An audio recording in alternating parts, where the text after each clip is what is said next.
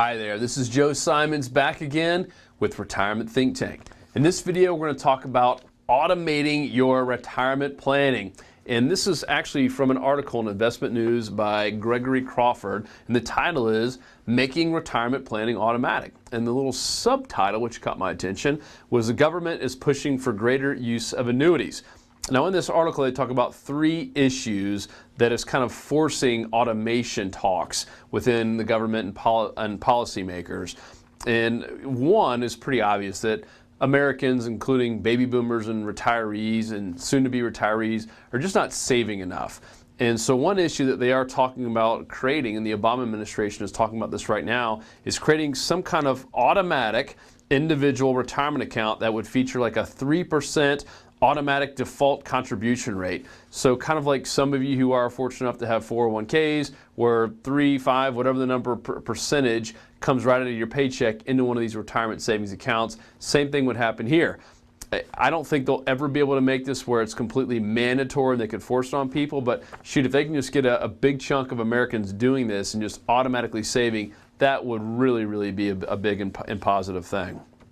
Now, problem number two on the automatic stuff is getting people's money protected, because that is a huge issue. One is, getting them automatically to save money, but two is to protect that money from it going down like it did in 2008, where people kidded around about their 401k being a 201k. So number two is trying to protect it. And one thing that they're doing, and policymakers have really been pushing hard, is for greater fee disclosure in all these different retirement accounts and the plan-sponsored accounts, etc. And this is also a very positive thing for consumers, because for many years we've had no idea in many cases how much we're being charged, even though you could see money coming out for different fees and management fees and different expenses, but you didn't know what it was. So this is also a very good thing. The problem number two is they're trying to make sure that people, one, aren't losing money in the market when it's going down and giving them some more safer options, but two, not just losing your butt to fees every single year. I mean, if you're paying 2 or 3% fees every single year, think about it, over a 10-year period of time, that could be 20, 30% right away just erased just because of fees out there not being disclosed. Now, the third problem is retirement income distribution, or decumulation instead of accumulation. And this main effort, of course, is based around annuities, which is why at the very beginning of this article it talked about the government's looking at annuities. And that really is the big thing that they're discussing and actually liking are annuities. In particular, there's one called a longevity annuity, or also called a deferred annuity.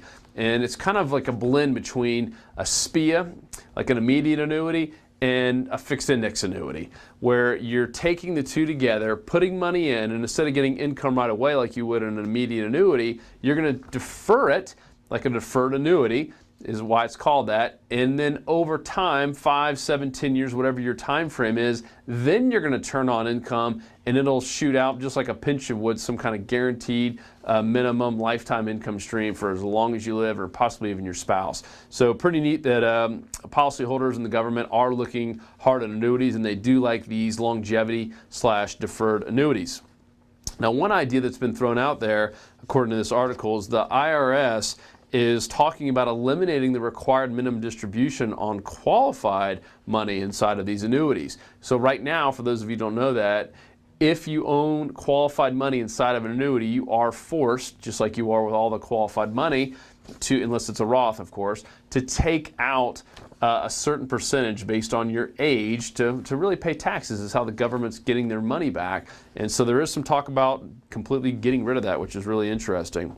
One big area of focus on these annuities is how the Department of Labor would involve information about how it would look in these participants' different retirement accounts and on their statements. And that has been one thing that annuities have done a poor job with, is being able to integrate quickly in 401ks and different plans and stuff like that. So stay tuned for more on this, on just automation and getting people to automatically save, and protection, and of course annuities.